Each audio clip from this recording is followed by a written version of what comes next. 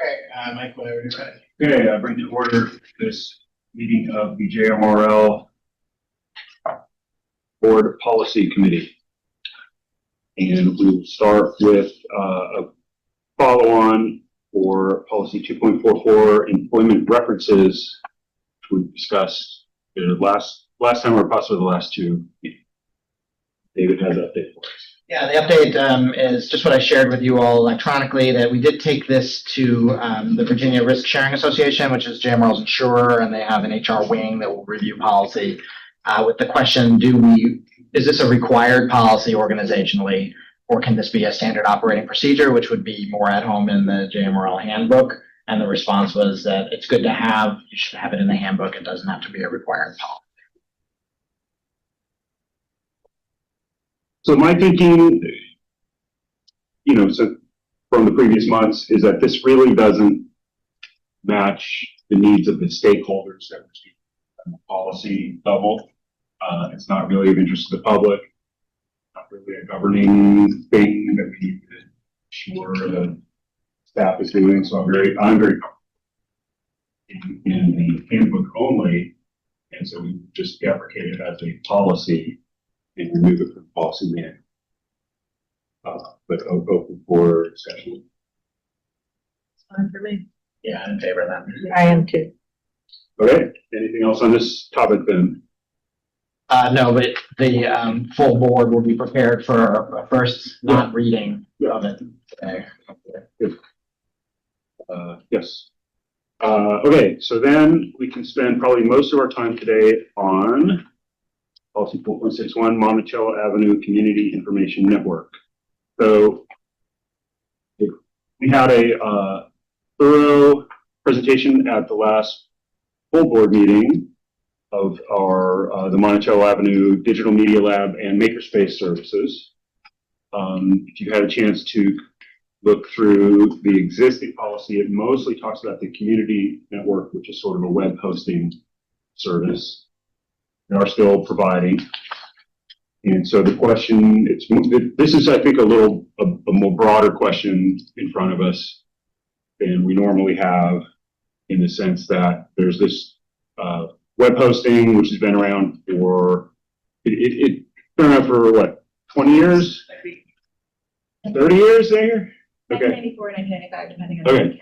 It's been around for 30 years, but the world is a different place than it was 30 years ago, and there may not be as much of a need for a library to provide this service because there are many free hosting options in the world today. So the first question, do we need that piece of the puzzle at all, or what would that look like transition?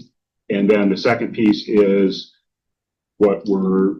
something that we're using under that brand name right now is the Makerspace. It's at Central, and then we also have Makerspaces at Nelson and Moorside. And we don't have written down anywhere that I know of, certainly not at the policy level, hey, here's why we have Makerspaces and what they are and so forth. We have those website in terms of service availability. We described a little bit of that. So really that only has to do with what we're talking about, just because it's using the Monticello Avenue brand name right now, and this thing also says Monticello Avenue. That's really the only tie-in to me. Otherwise, it's sort of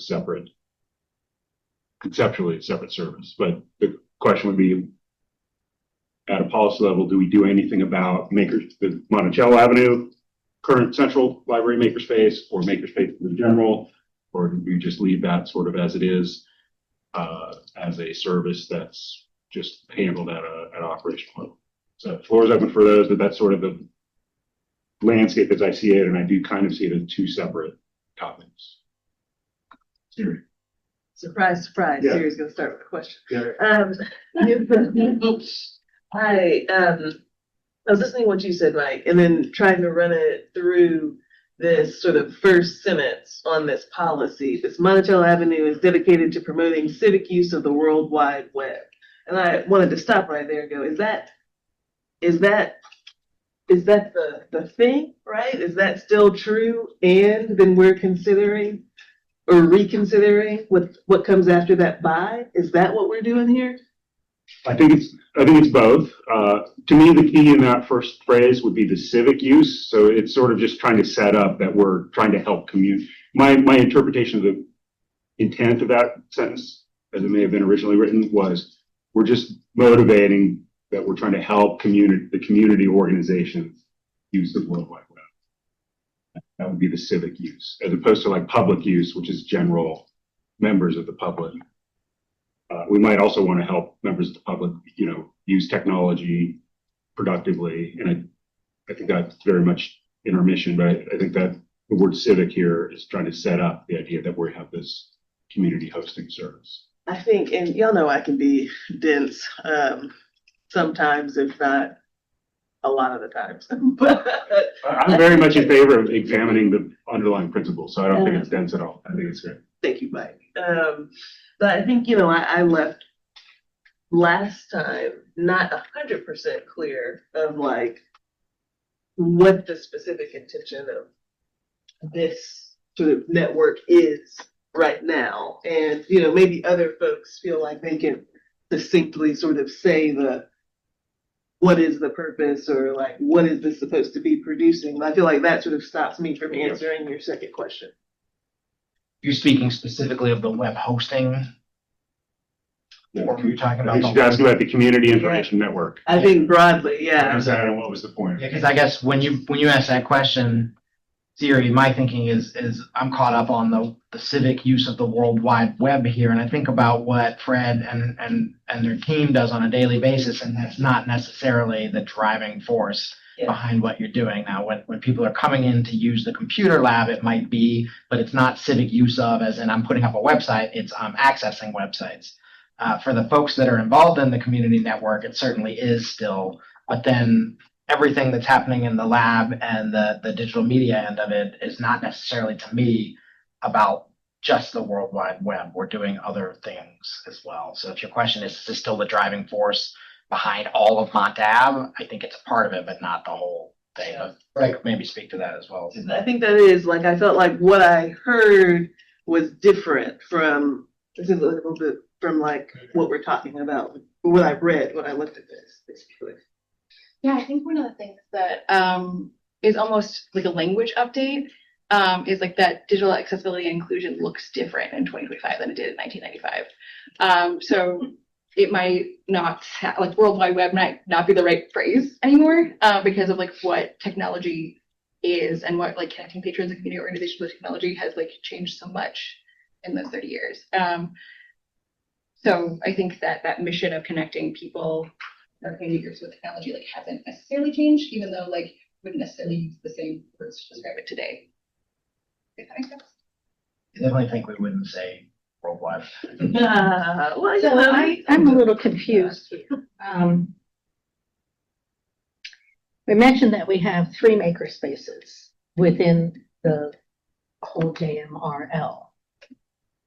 Are we looking now at creating some sort of policy for maker spaces? Of which, I'm kind of questioning, do we policy for it, or are we going to have policy for the different kits that we have and the different things like that? So to me, the cooking kits and the guitar kit and the whatever kit are services and things that we provide. They're ancillary here, but we don't have policy for that. Is it because of the value of the materials there that we're looking at a policy for this maker space or for all maker spaces? I just question why we need policy for the maker space. I don't know that we're at the point that we've decided that we do. I think your question is on the table, basically. Do we need them? To me, I agree with Mike. There's 2 different things. We got to figure out what we're going to say and do about this community information network. And then if the decision is, okay, we're going to do something different here, then what does that look like? Do we need a policy for makerspace? Maybe.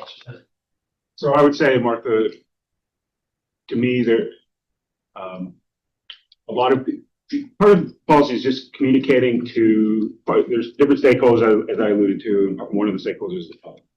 A lot of the public might think of a library as books. And so you got books that you read. Digital books are a pretty easy stretch from that, okay, because it's also something checking out and reading. But the library has also, over time, provided a lot of other additional services in the physical realm. So we got the makerspace equipment, but you're right, the library of things and kits and so forth would tie into that.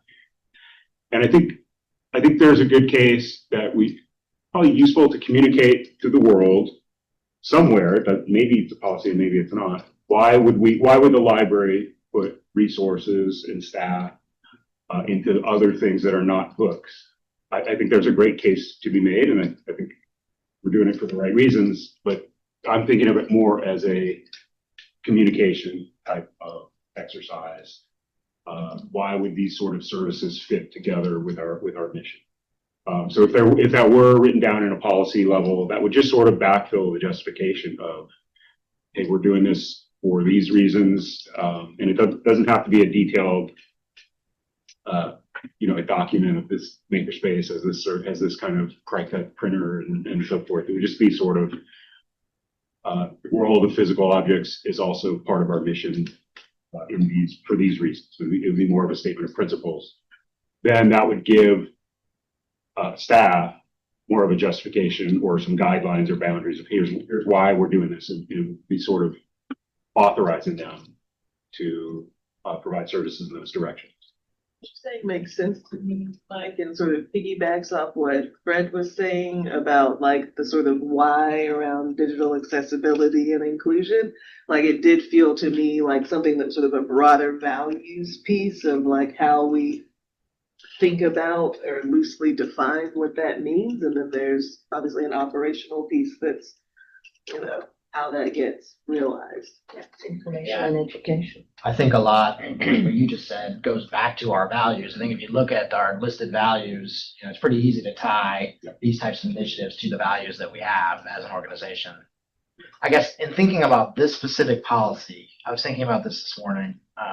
If this were not a board level policy, I think that we've already been talking for a long time about whether or not to offer this hosting service.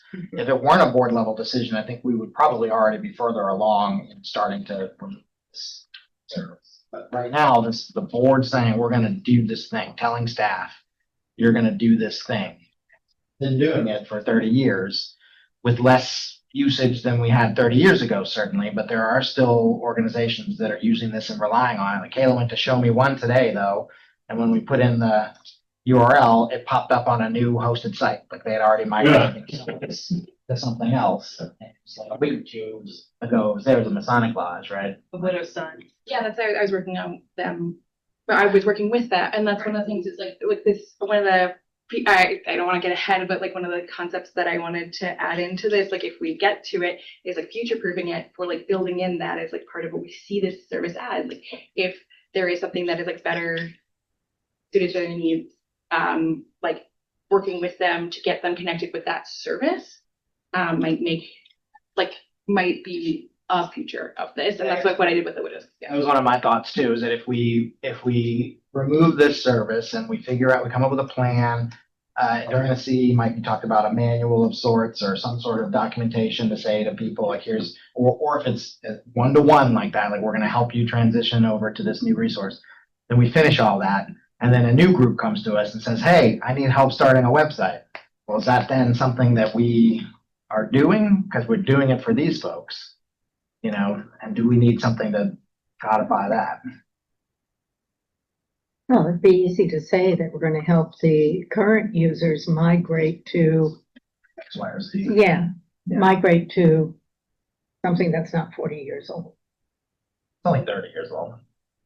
In the city and the county, they're active in this conversation, or? Paying the bills, Okay, fair enough. but not active in the sense. That's one of the things that Fred's also been working on is looking through documentations because there were a list of partners. In theory, the university was a partner. There's a telco that doesn't exist anymore. I forget what it was. There was a local provider of network that was involved in the Marvel. creation of this. Yeah, and they're no longer here. Yeah.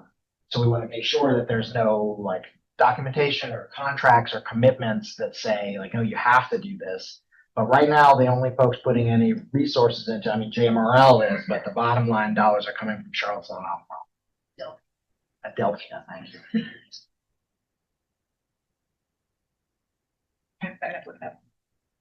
I guess maybe jumping ahead, and I do want to proceed for principles with my mindset right now. I guess I would like to hear. So if I were at a full board meeting and someone said, and the result is the technology committee, the policy committee recommends we kind of don't need to provide this service. I think I would want to know, well, who's using it now? What is the off ramp to? I don't want to just yank the rug out from people who've been using something, but at the same time, I have a sense that there's probably pretty straightforward off ramp and transition, and we could help with that. So I think at that point, I would want to see from staff, here's how we propose to, graduate these organizations out of the nest, push them out of the nest, but we're going to help them along for a soft landing. And if I saw that, yes, I think we've identified a specific third-party service that's reasonable in cost for these folks, I think there are many that are free. We can identify what that is, and then I would feel like, okay, we're not yanking the rug, we're transitioning that. And I would also feel like, well, we just identified in the scenario that there are alternatives, so the library doesn't need to be the central provider of this service. So that's kind of, but at the same time, I'm not hearing from staff right now, I don't think, oh, this is crucial for these partners and we're really a key service. And I'm not hearing a strong justification or a strong advocacy, oh, we really need this service. So if that's the case, make the case, and I'll hear that too. That's not what I'm hearing so far. I think that like one of the things that I think gives us the space to come to those conclusions, like do that like work of like making that like off ramp or making that like soft landing, so we're not just like, partners out to dry or community organizations, especially ones that don't have necessarily like technical or like digital literacy to like provide these services for themselves unassisted, is like leaving space for like one of the big ones I came up with in anticipation of this meeting was like having a line item that's like just like data access and transition support, and then like having something that just says like, Monticello Avenue staff can like provide guidance for the transition, right? And then also maybe adding like a service implementation and retirement clause where you talk about like, oh, we have the right to retire this service. Like I think that if this is like where we're going, I think in terms of just what we're doing today, which is just changing the language, I think there's ways that we can build in that off ramp. But I think that. But tell me if where you're going is, well, we can rewrite this, but in a way we would still have a policy, but it's going to be in a broader. So you're saying some phrases, and where would those be written down? I guess, or is it a memo? Oh, I mean, one option is just to deprecate this whole thing and we don't need to write more stuff about it necessarily. Other than possibly justifying why we would have sort of this digital, to me, then it becomes an education service. We're educating you how to use these third-party services. And that may fit into we may or may not need a policy for that. You're envisioning that in this policy. yeah. I mean, yeah, I kind of did like a line item audit of this policy and like went through like different things that I would want to change. Like I think a really easy one to deprecate where I don't think there'll be any like real friction is like getting rid of the email service.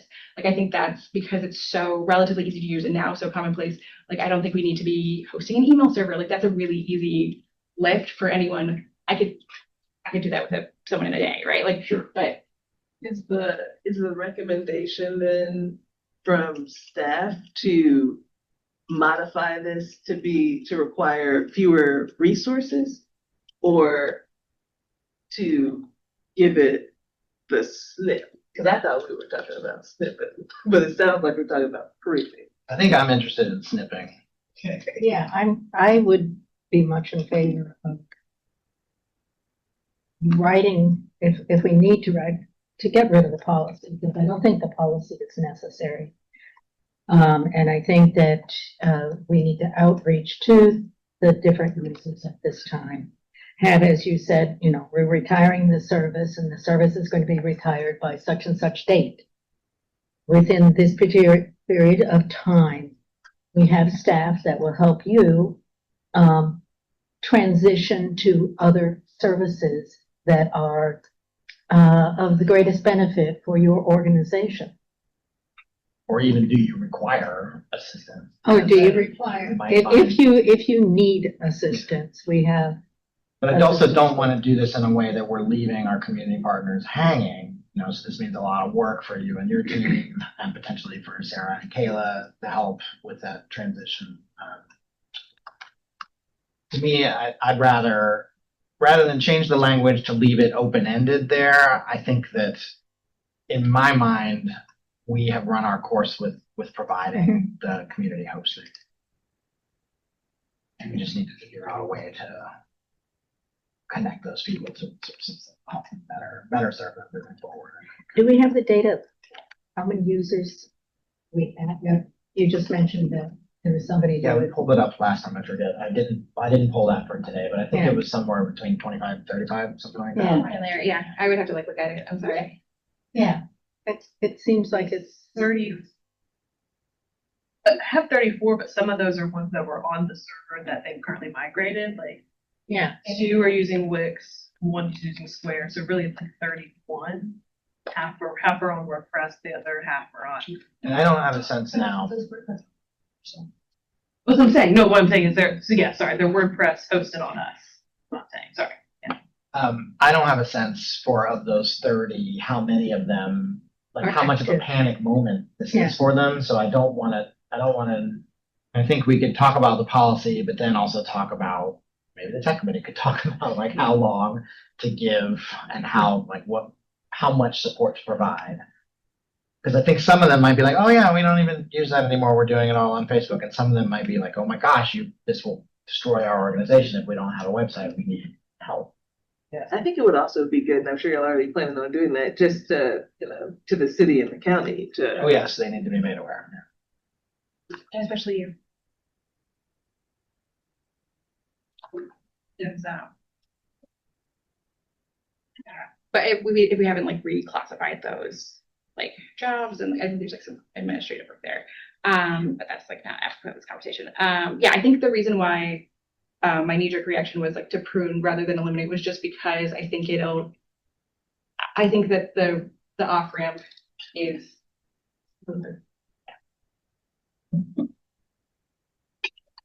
Yeah. I just don't know that has to be policy. Yeah, we could come up with some documentation that says like, here's what's happening. And I'm not trying to surprise anybody. I'm sure they have enough time. yeah, and I think part of what I was just wondering is like, do we need to put that in the policy first or removing it, or can we just remove it in the policy altogether without adding that wording? Maybe that's just me being new to how this library work function.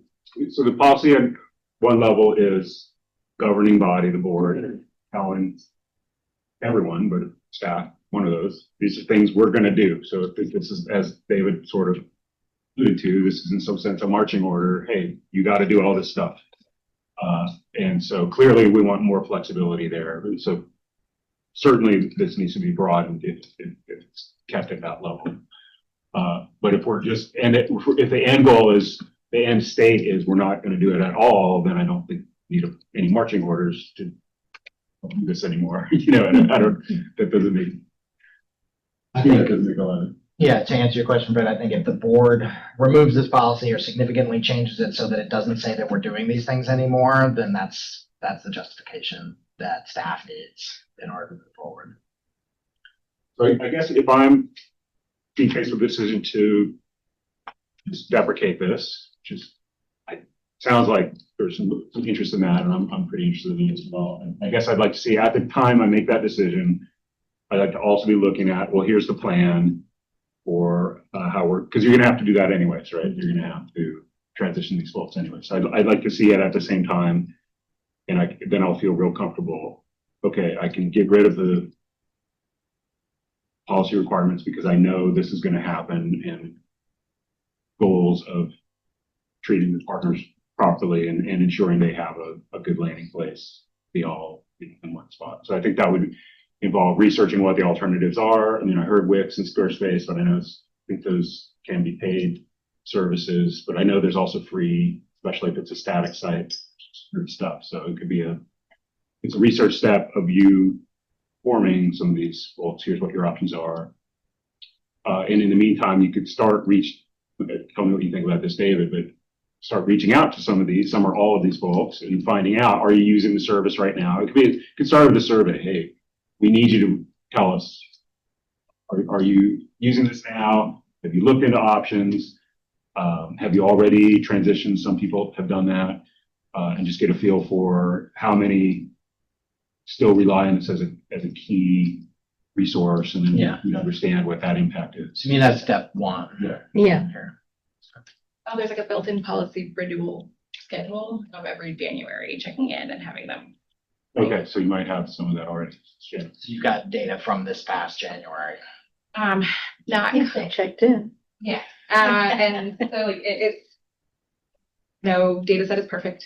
There's always data cleaning and whatever.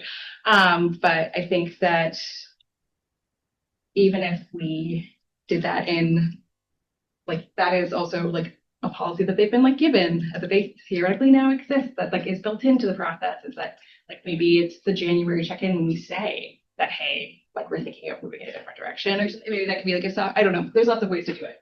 My thinking now, just off the top of my head right here, but is that's communication that would come from me rather than from you, so that you don't have to be the bad guy here, but to explain to that, there would be some sort of survey or some sort of please touch in where I would say, the library board and staff are looking at potentially stopping this service, and we need some information about how we can best help you meet your, serve your communities. I think I want to word it that we are stopping the service, and how can we help you? Because we were talking about a significant cost for getting a new server, and plus the time and the energy of everybody.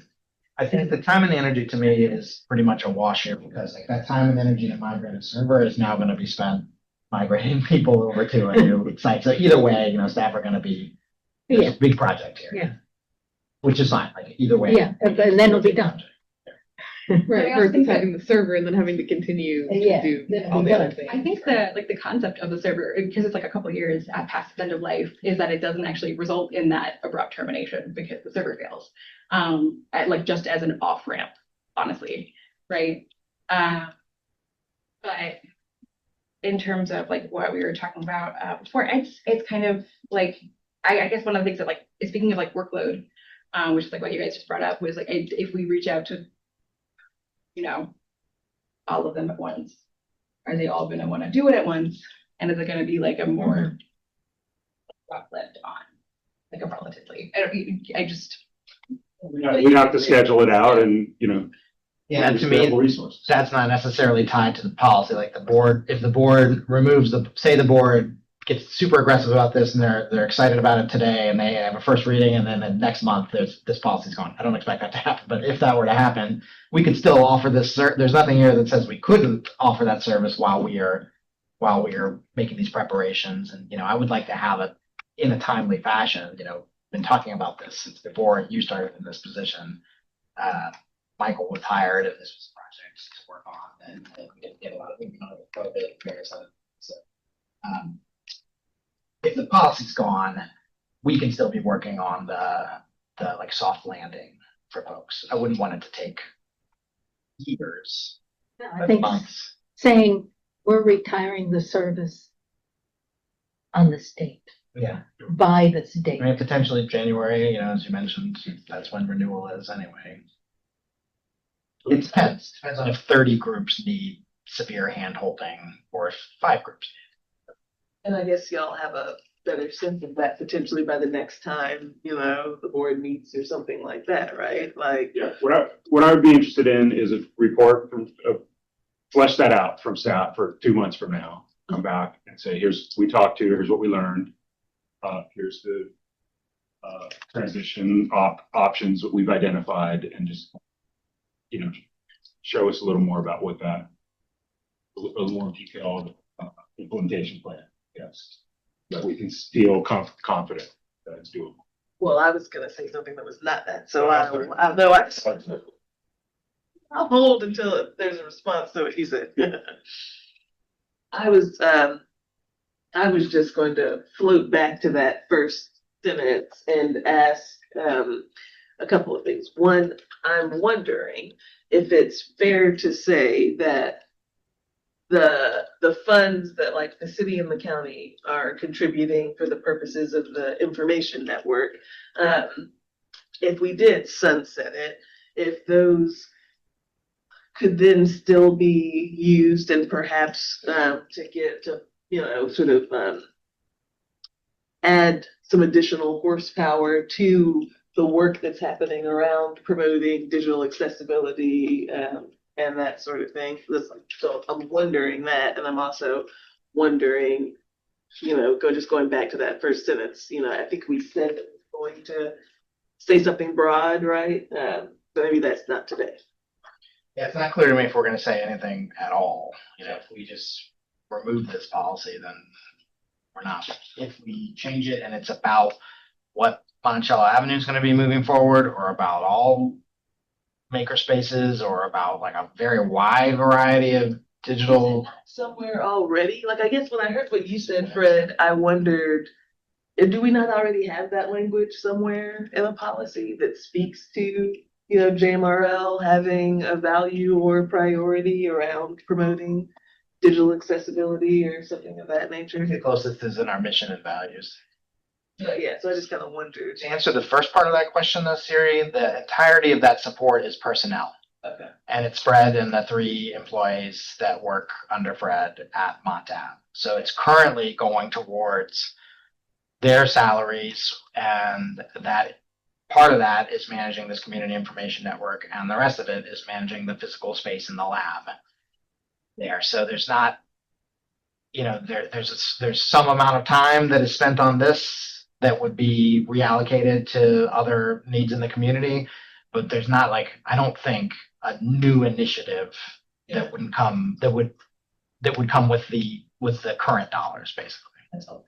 Because it's functionally already been just added to with that additional like changes in technology of those other services that are added on top of Without scaling up the budget.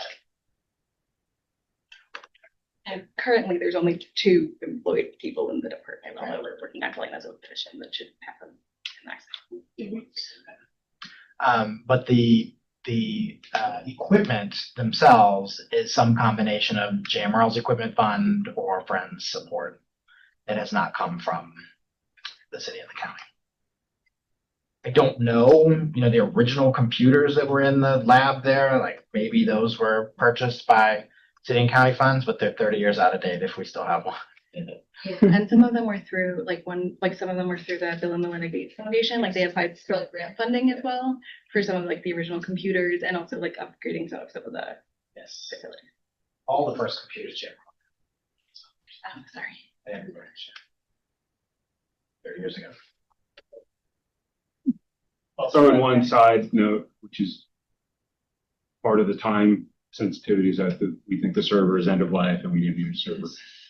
I would advocate, even if we kept doing this, I would advocate moving that to a hosted cloud service. So I have my own web account. I host 10 websites under mine. So I would advocate that we no longer operate a physical server that's in the server room upstairs, but we purchase, if we were to provide a service like this, starting from scratch today, I think the thing to do would be you would buy a hosting account that has enough space, and then you sub-host these community resources there, and someone else is paying for that electricity and the maintenance, and you're just paying them a known monthly fee.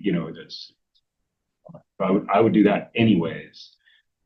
And so the point being, there would be some transition work in doing that. Anyway, there's gonna be some transition where if you plug in a new server, you're gonna copy a bunch of files across, or you could put it in the cloud, and then you're still gonna be copying a bunch of files to the cloud. Or we're gonna be turning it off, and then you're gonna help sort of individually these folks transition. But I think I guess my point is, it's not whatever we do going forward, it seems to me there's going to be some transition at project that takes place, whether it's transitioning to the server or the cloud or. What I'm hearing is you're willing to host these. Yeah, I'll buy it. Give me the funding for it, and I'll. It's like a note of clarity on like what you just Yeah. said. So the server that's in like the office is the backup server, and like the other one is at City Hall. So like that is one thing that the city of Charlottesville is doing, right? It's like it's in their We don't have any of our own. We used to host all of JMRL's web servers there and mail servers and all that, and all those are in the cloud now. This is the last web server and mail server that's still there. And in fact, one of the goals of IT in the last 10 years or so has been to remove things from the data center at the city of Charlottesville and put them in the cloud. So that's certainly in line with other activities.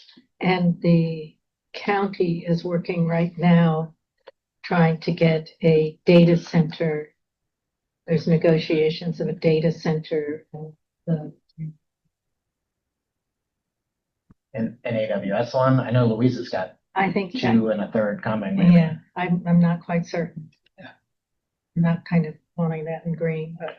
Unfortunately, you can't pick and choose when you sign up with AWS which server farm they put you in. I remember we moved to some service once, and our server farm was in like Dallas, and it was really laggy and really bad, and we complained, and they moved to one in like outside DC, and everything was so fast. Okay, so from the policy committee's point of view, basically you want to here's the plan. And I think there might be a role for the technology committee to talk about this some, at least to kick it around. We're meeting already in a few weeks here, so.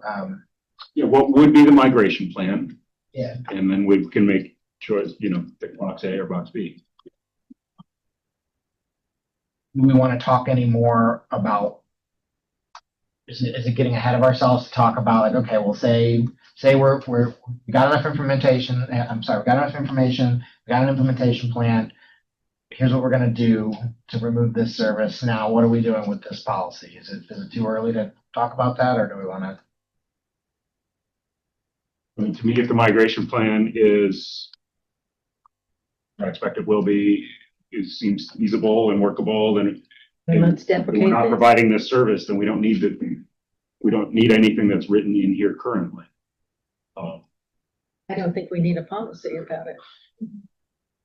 So you okay with that? Be no more World Wide Web. Well, I love backspace buttons, so yeah, I'm good. So we got some work to do. If it takes 4 months, it takes 4 months. Yeah. 2 months would be a great. We'll have something to present at that point. Do you have other things, Fred, you wanted to get on the table now?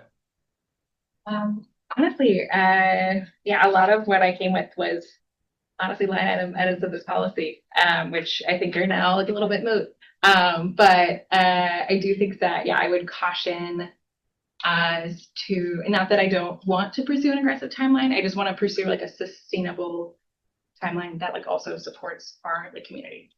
I think that's fair. I think we all want to have partners have a soft landing, right? So. Which is all, I think, I'm hearing her say, well, she can't do 30 all at one time also. Yeah. So that's part of the migration plan, is, hey, we've sort of tried to flesh out what the timeline would need to be. Give us a feel. Correct me if I'm wrong, but I think if we had a plan, and even if it said this is going to take 3 years, we could still, the board could still consider removing this policy, and then we could pursue we could go at the pace it's going to work both for us and for our partners. So not to overload you and your team, and then also not to leave anybody without being able to offer their service. Right, because we have community partners who want to come in physically, who have I Zoom meetings with, they just send emails occasionally. Maybe they're Yeah, it depends on, like, and I think, yeah, I don't know. I can't help but wonder too, if there are other groups that might be willing to help. Like I think of like a code for silence that typically does like a coding project, but also has bodies, right, who would, that I don't think this is too far outside their lane, that would be interested in supporting something. Yeah, like that. like you mentioned. So, you know, that could be a thing to consider. I'd be happy to talk to their person. Yeah, let us talk about it and see whether or not that's a bigger project that's more management required, or if it's easier. Volunteer management could be its own. Right, I like the idea of doing a survey because then, like, right now, you don't know what you're looking at workload wise. You don't know what each individual could be, so, you know, maybe if you get the survey out there sooner and then you have that information, you can make sort of a clearer timeline. I think it'll help us prioritize. Yeah. Yeah, who's gonna need the most help. You might already have a sense of that, like, who are the ones you get the most calls from for support. You know, those likely are gonna be folks that might need more support moving forward. We don't have to name names. I don't know. I feel like I just, it's not that, like, I don't know. I think this is all just going to, It's so people dependent. and even in like within the organizations, like a lot of them are like volunteer run. So like if that volunteer turns over, the capacity can shift dramatically. So like that's just, I don't know. It's Asian confident. and then just sort of and maybe one thing that I'm a little bit not sure about is like if that needs assessment is going to, like, if we could present them with a solution rather than presenting them with the like the problem or the shut off, or like, you know, like if you're nodding your head, so I feel like you. No, that's something I'm interested in seeing. How we feel migration guide is what migration guide would provide those folks, help them see there's what the options. We're doing some of that research for them up front. We know they know how to get. I think it's fair to ask them, like, are you gonna require that? Yeah. Yeah. You know, we're preparing some documentation and some hand-holding is not the right word, but we're preparing some strategies, whatever it might be. And are you going to need? Are you gonna require that? No, I like the word need Yeah. better than require. I just feel that it has a different weight to it. It's needed, but otherwise requiring me. Hard. I think we'll work on the language, but I think it's fair to say this is coming to an end.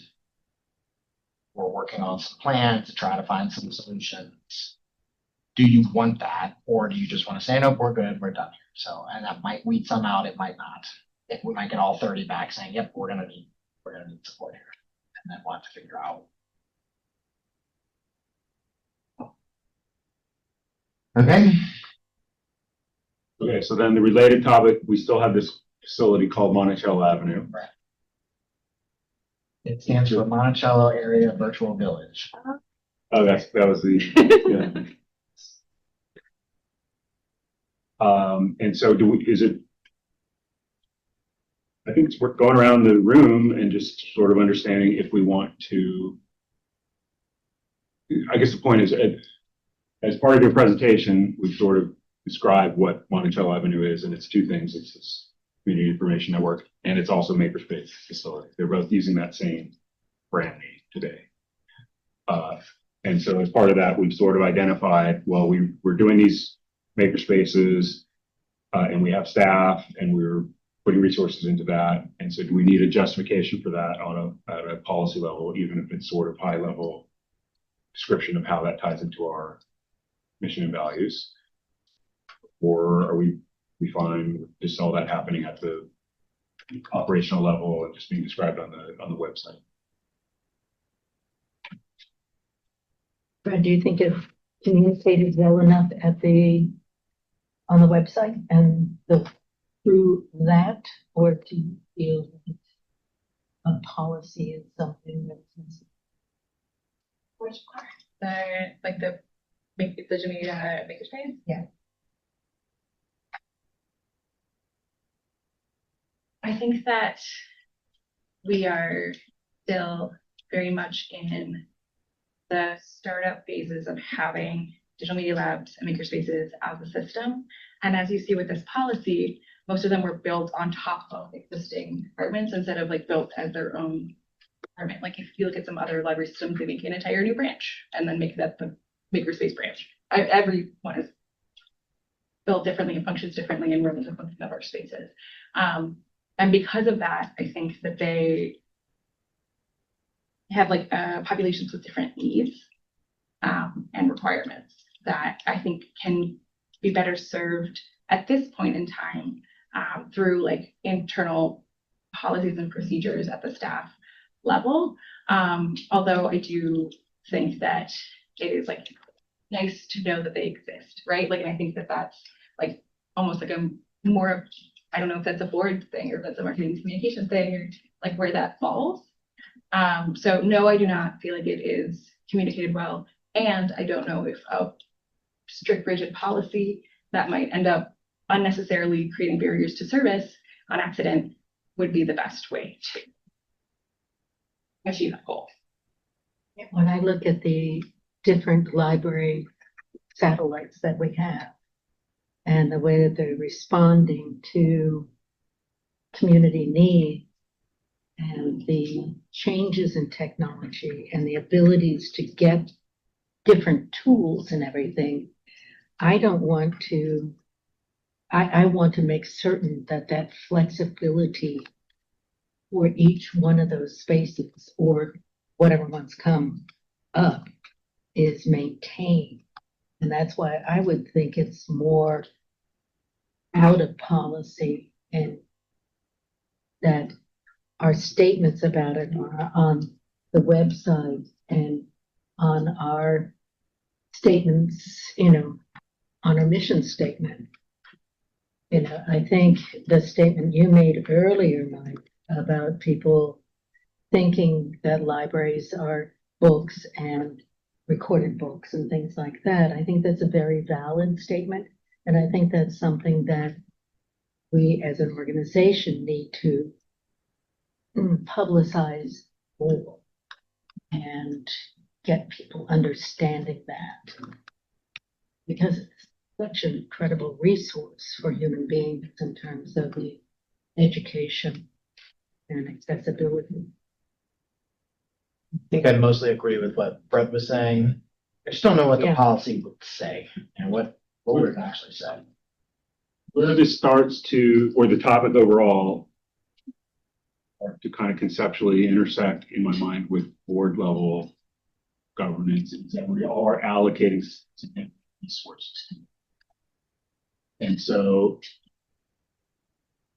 that's, I think it is justified, but I think maybe there should be a written down somewhere. Why is it just, member of the public who thinks libraries should be books comes in and say, why are you spending my tax dollars on this fancy laser thing? Be able to point to, well, the board decided we're saying we're not spending 2% of, GDP on this.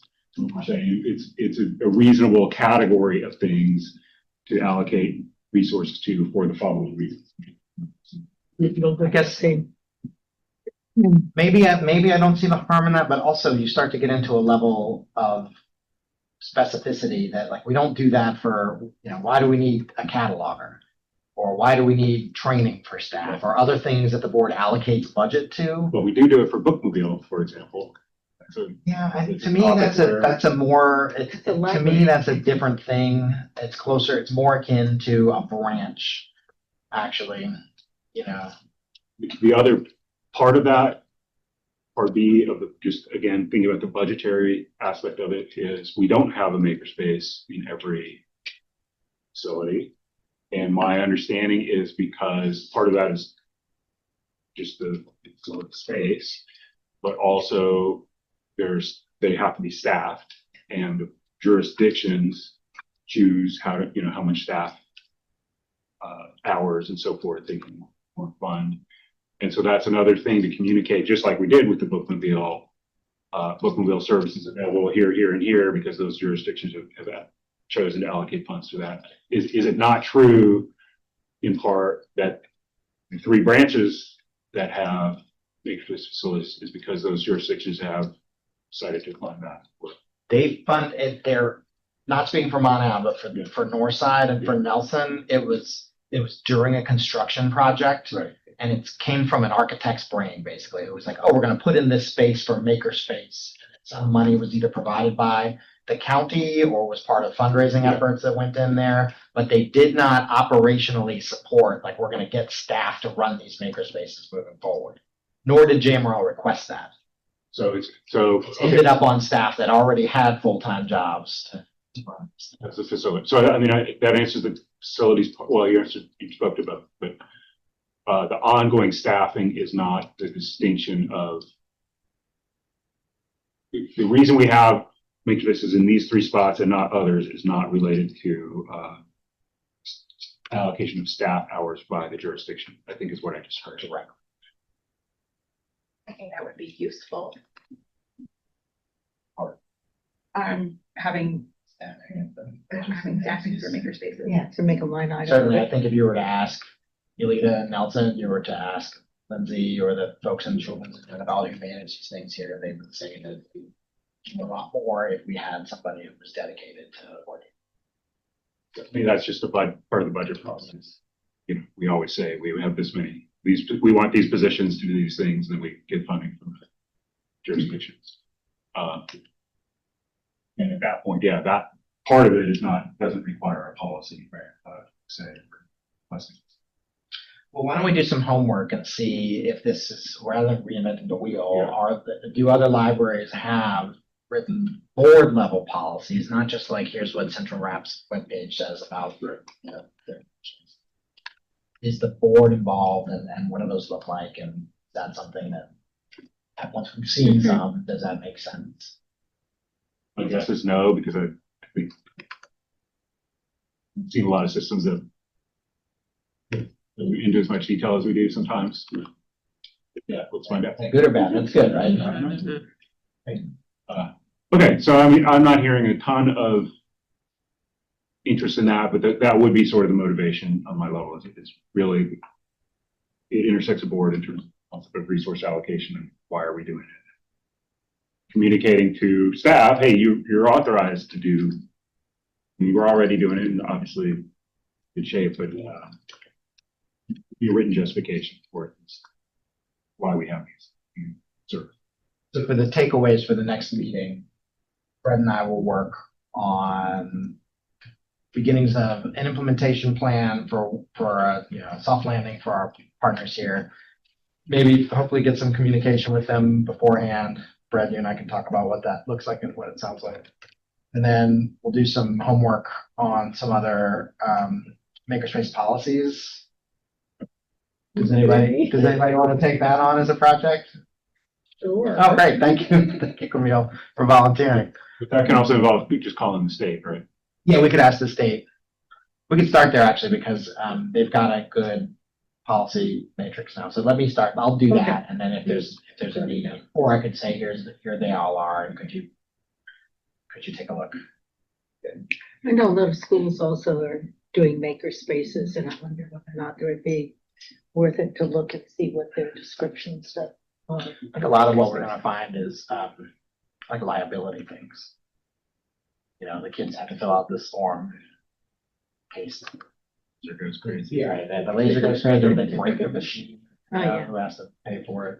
Which is like a potential justification for having a policy, but it would be Good point. maybe further down the line, but with maybe like a lawyer consultation of like which we have of like maybe it's just a circulation procedure, so maybe it doesn't go there, but sort of like legally irresponsible. And we've come up with waivers before for the in-house computer use for the Chromebooks.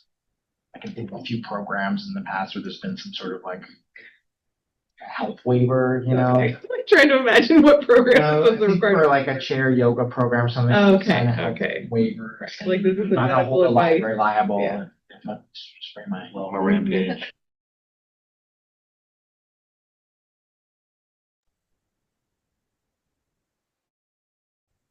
decide where they would need to come in. That part of it does sound operational to me, Yeah. but yes, we would always want to proceed. Were we also considering the name Monticello Avenue, yes or no, or is that just staying or going? I don't think it communicates to anyone what the service is. I definitely heard. It's really confusing. Yeah. But is there a history there that would be lost if changed? And also, Is is that there a operational? reason? Yeah, is there a reason to retain it? Changing names, the board is usually in my experience. But not with some of the conference rooms. Yeah, this is true. That's the example I'm thinking of. Yeah. I don't know. Fred, do you have a thought on that? I think that my main thought is that it is like specifically in terms of like budgetary from City of Charlottesville and Admiral currently like a line item. And so I think I would have to look at whether or not that would impact that line item and funding of JMRL.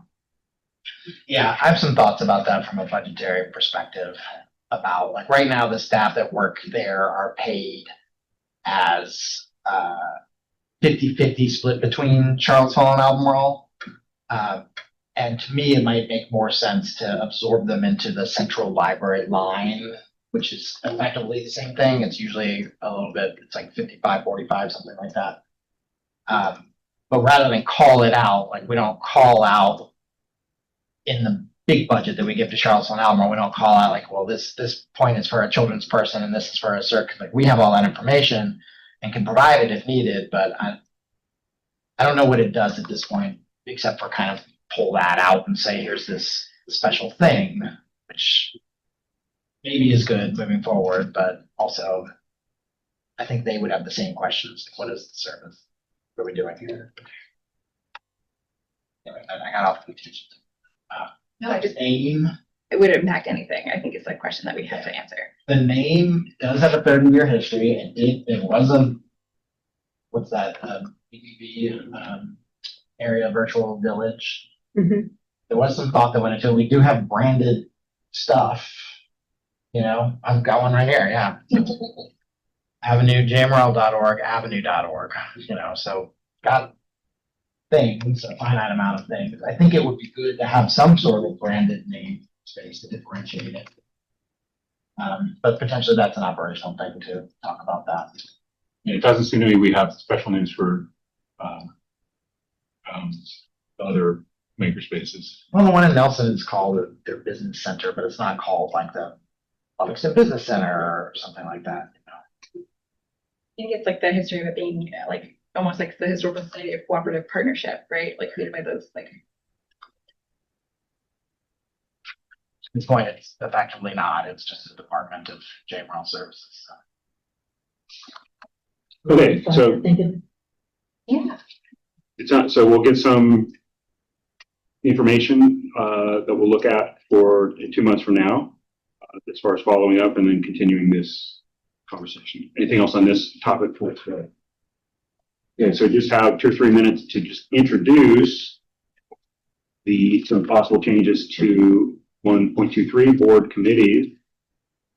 Have that in your handouts. And the technology committee has been in its own thread discussing the role and scope of the technology committee and made some great sort of conclusions or thoughts.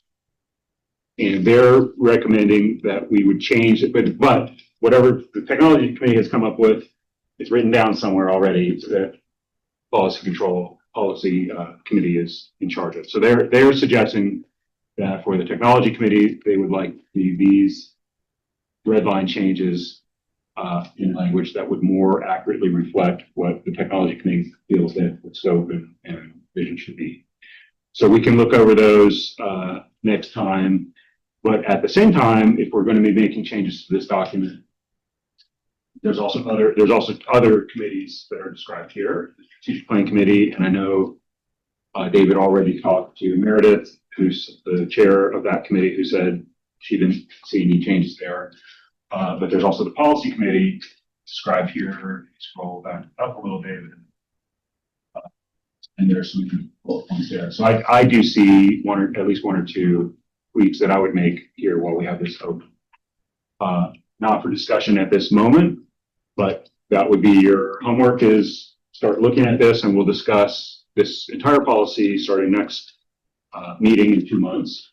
And so each of us can review this area C and see if it accurately describes what we think, how we see the scope and purpose of the technology, the policy committee, and do any wordsmithing tweaks. I think you're on too many committees. I know. Well, no, only two, but we're talking about both of them right here. So that. Okay. Any questions on this? Again, this is just an intro. Start looking at it so that we're ready to discuss 2 months. Anything else from today? All right. I will adjourn this meeting. Thank you. Thank you.